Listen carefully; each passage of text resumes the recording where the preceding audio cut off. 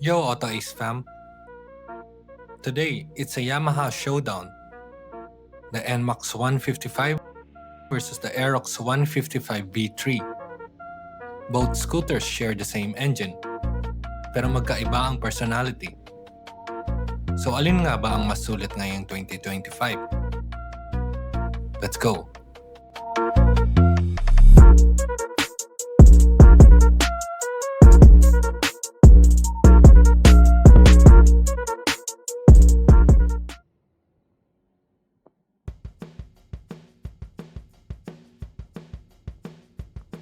The Yamaha NMAX 155 standard is valued at 151,900 pesos. For the NMAX 155 ABS, it's 159,000 pesos. For the Aerox 155 standard, valued at 125,900 pesos.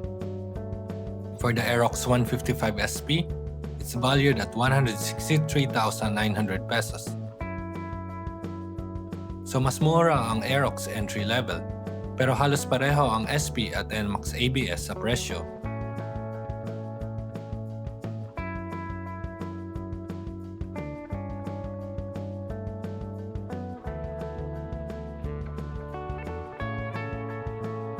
Parehong gamit ang 155cc liquid-cooled Blue-Core VVA engine.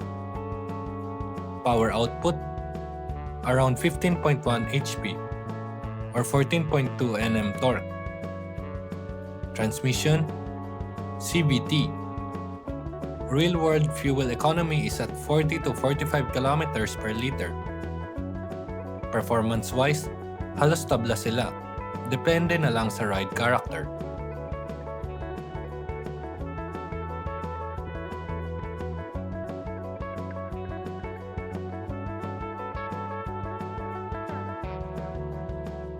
NMAX 155. Maxi scooter style, upright seating, wide and comfy seat, and relaxed footboards. Designed for comfort and long rides.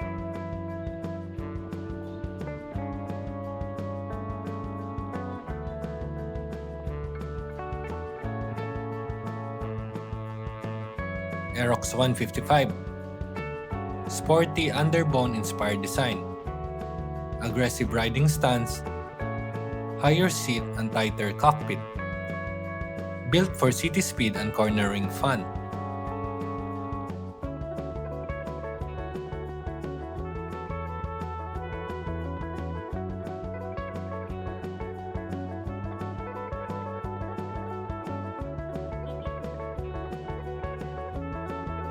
NMAX 155. 765 mm seat height, 127 kg curb weight, 7.1 liter fuel tank. Under seat storage fits a full face helmet.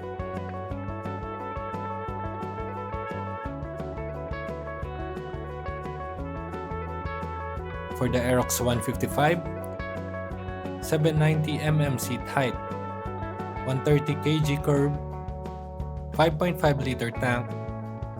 Under seat storage is at 24.5 liters. Also fits a full face.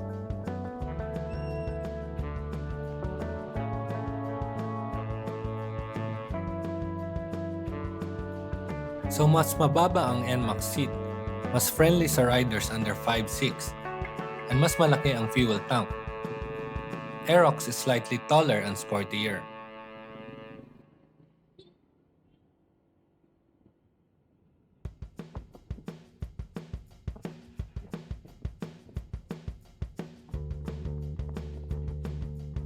NMAX ABS, dual channel ABS, smart key, stop and start system, power socket.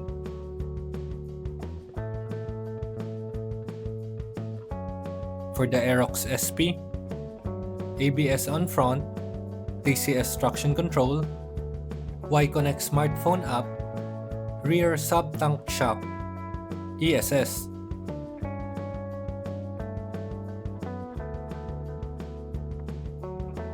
Both have strongly safety features, NMAX Lean Comfort plus ABS, while the Aerox SP leans sport plus tech.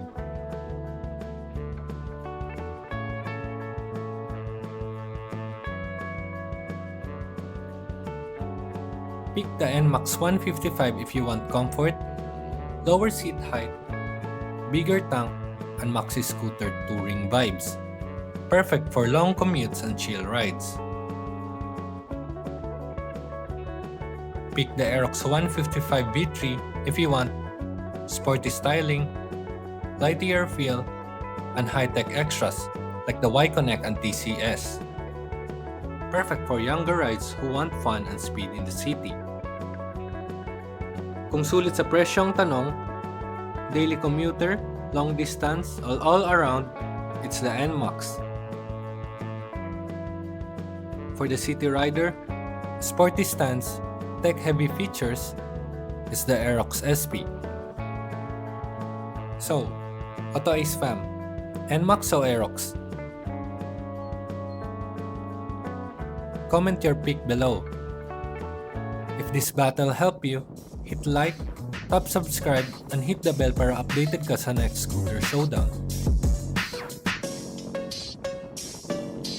Ride safe, ride smart, and thanks for watching.